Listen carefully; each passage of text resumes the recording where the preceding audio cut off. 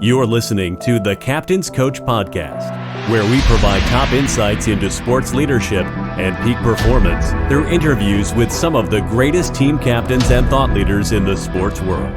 Now, here is your host, performance coach, speaker, and author, Ben Smith.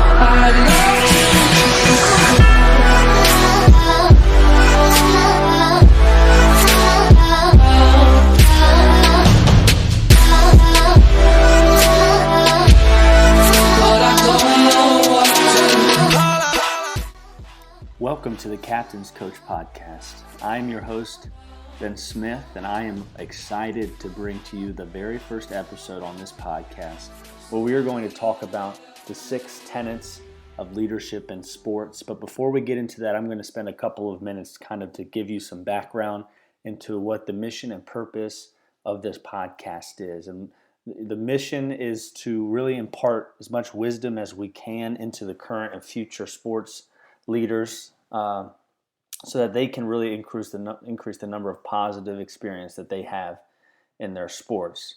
We are going to have a bunch of current and past team captains and coaches and thought leaders that we're going to interview, as well as we'll have a number of episodes where I bring some of my own content onto these episodes and present these ideas to you all, so that we can really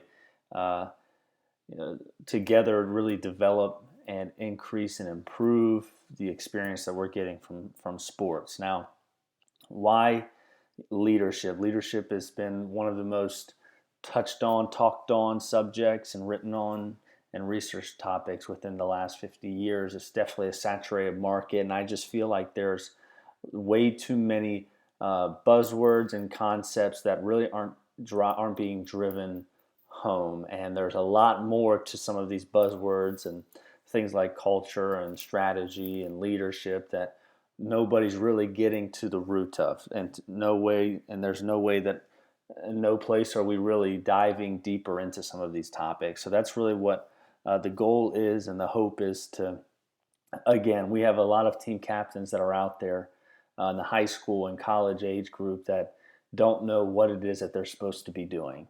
And because of that, because there's this knowledge gap that's there, they're not really able to fully take advantage of the opportunity that they have in front of them to increase and develop their leadership skills.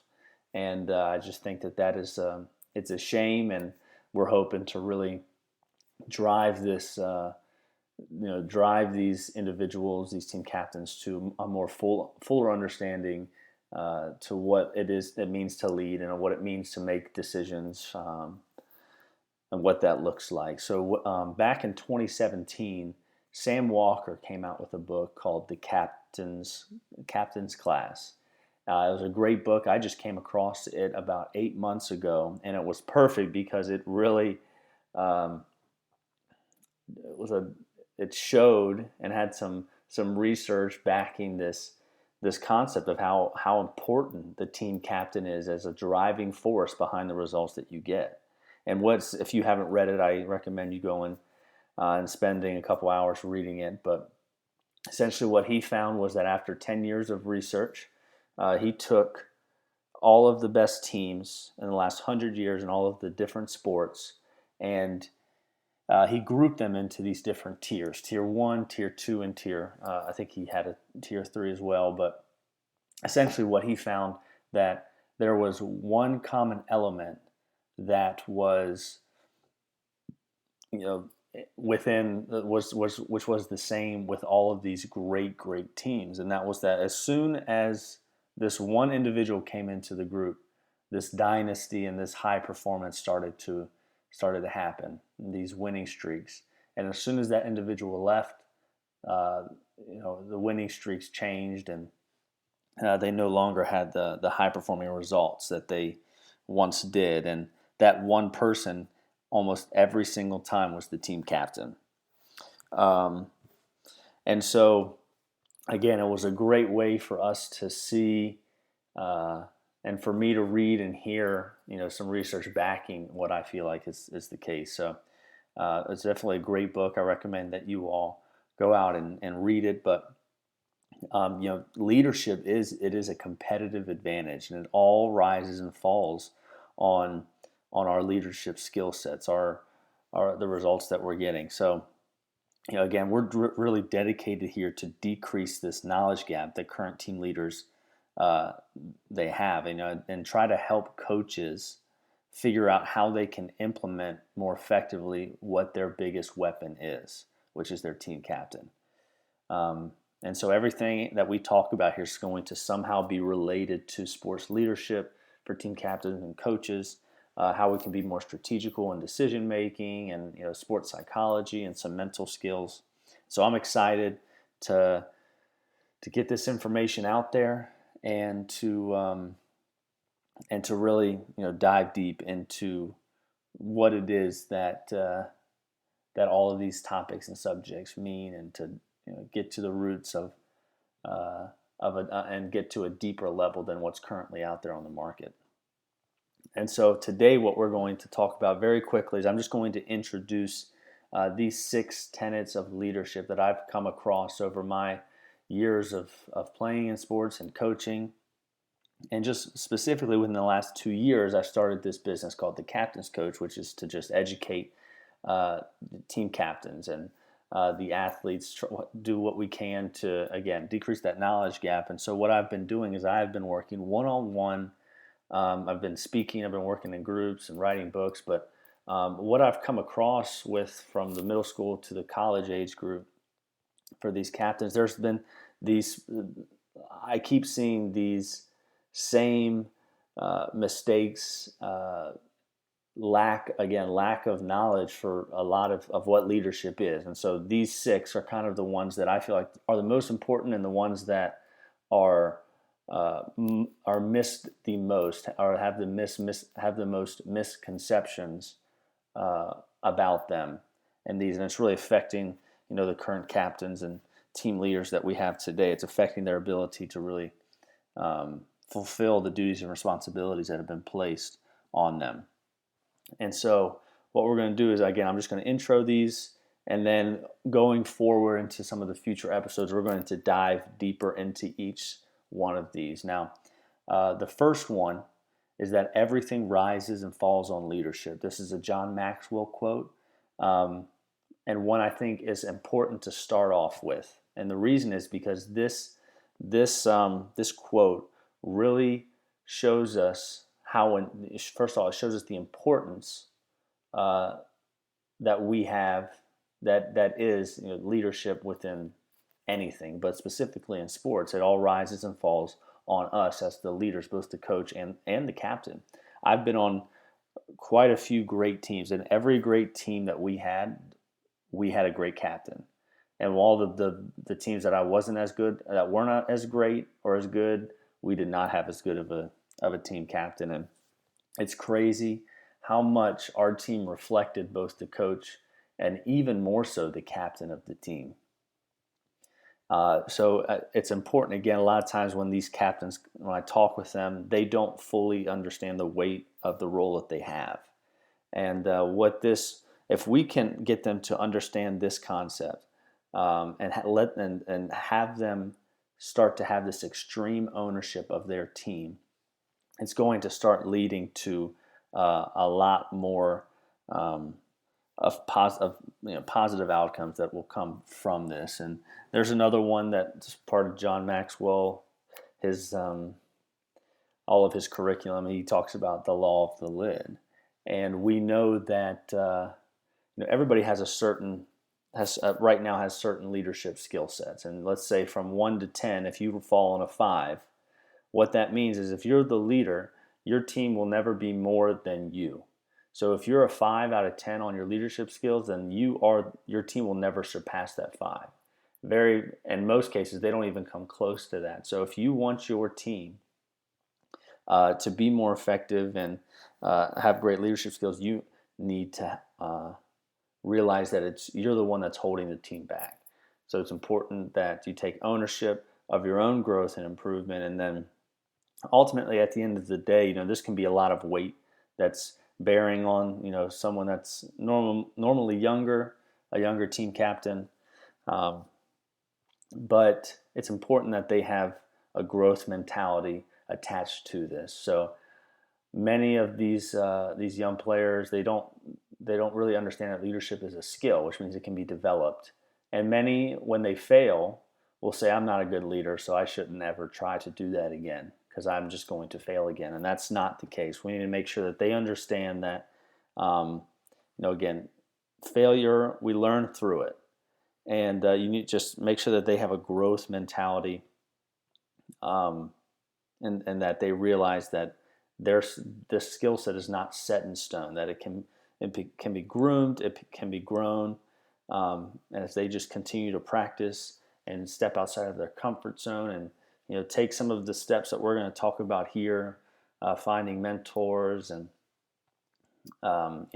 when they take certain steps that have really led to high performance, that they're going to over time separate themselves from other people and really learn this skill set. The second one is that leadership is influence. A lot of people have a different definition of what leadership is, and I think that this tenet, the second tenet here, that leadership is influence, is a great way for all of us to just look and be on the same page for what leadership looks like.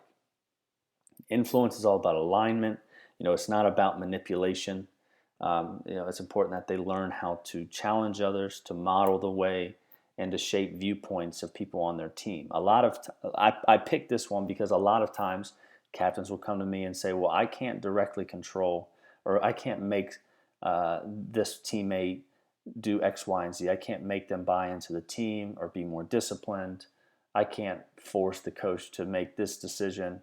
And no, that's true, you can't. But at the end of the day, leadership is influence. And when you look at it that way, you realize that you do have some, I wouldn't say control, but you can influence the situation. And that's exactly what leadership is. And it's crazy when you see this enacted, when you see a true influencer, a true leader be able to come to another individual and literally shape their viewpoint. It's an amazing thing to witness. And there are certain ways that we can gain influence. And, so it's important, number one, again, for the first tenet, that they take ownership of who they are and the results that they're getting, and realize the importance of their position, and then teach them that for the second one, that leadership is all about influence, and it's your job as the team captain specifically to be able to influence your teammates' perspectives. And you can't force them to buy into the team, but you can influence them to do that. And your ability to influence is directly correlated with your ability to lead. The third one of my favorites, is from Warren Bennis, and he says that self-expression is the essence of leadership. And now self-expression is a couple things here. First off, to be able to express ourselves, we have to know ourselves. We got to know who we are, what we want, our strengths and weaknesses, and then the second portion of this is to be able to express ourselves or communicate what we know, what we're thinking, in a way that we can really connect with other people so that they understand. And that's a two parts of that equation there. You have to have both of them if you're going to be able to really effectively express yourself.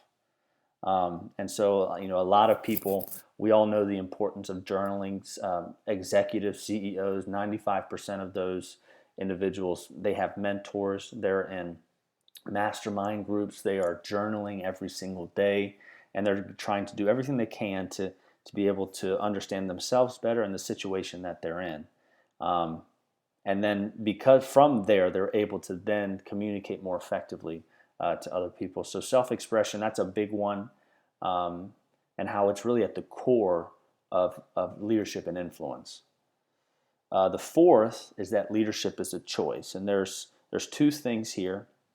The first is this more, it's philosophical in nature. There's this fact that, is leadership a skill? Is it something that we're born with?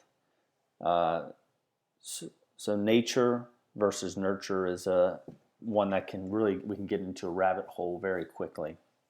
But I think it's important to realize that this research is showing that it's a skill, and so it can be developed. So it's really just a choice to develop it or not. And then the second aspect of this one too is that leadership is a choice, It's that it's all about our decision making. Us as leaders, we're very much defined by the outside world, or not just our results, but our decisions, which lead to these results that we get. So we need to understand biases and strategy and decision making, because it's a vital aspect of leadership. Being able to make decisions, smart and wise decisions for the collective group. So it's highly cognitive. A lot of times, this is one that's been selected because captains I'll talk with them, and they just, first off, they think that, if they're in a leadership role, it's because, they were born with leadership. So because of that, they have this fixed mentality on the results that they get. They feel like if they do fail, that they're never going to really be able to improve their leadership skills. It's just what they've been given. And if they fail, then they should probably just stop leading because they're not that good at it. But when we realize that it's a choice and that we can consciously, decisively separate ourselves through the decisions that we make on a day-to-day basis, so we can then increase our leadership skills. And very, very few of them have ever heard of or talked to anybody about, understanding strategy or understanding strategy or decision making and heuristics and biases. That's not something that's really ever that they go out and really research at all. So it's one that I feel like is important. The fifth one is that leadership is a service. And this is important to note. I have a lot of captains who I know and have basically agreed with me on the fact that they rose their hand to lead their teams. They love their teams. They want to do really well, but there was a major motivation within them to raise their hand to lead the team because they wanted it on their resume. And so, especially in college, that happens a lot with club sports and even in the varsity level sometimes. But this one is important to note because it's all about prioritization. We have to put our team and teammates above ourselves. And if we don't, we're going to really lead into poor decision making and manipulation. And it's not going to lead us to be able to be very effective in our leadership. And the final one is that leadership is an art. We have a lot of research having different definitions for leadership and all sorts of different styles and techniques on how we should lead. But at the end of the day, it's important to realize that you have this uniqueness about you, and every situation that you come into and across is going to be different than anything else that's come previously. So it's important to realize that you have your own unique style and to not be afraid to use it, but constantly try to stay on that balance beam of using your uniqueness, but also listening to mentors and to past principles that have really been applied and have shown to really work effectively. And so these are the 6 tenets that I've kind of put together as a starting point for team captains to understand, what leadership is. It's a good framework to use. It certainly isn't all-encompassing to what leadership is, but again, a good starting point and one in which I'm excited to talk with you more about in detail for each one. Thanks for listening to the Captain's Coach Podcast with Ben Smith. If you liked what you just heard, please give us a 5-star review on iTunes and check out our website at captainscoach.com. Join us next time for another edition of the Captain's Coach Podcast.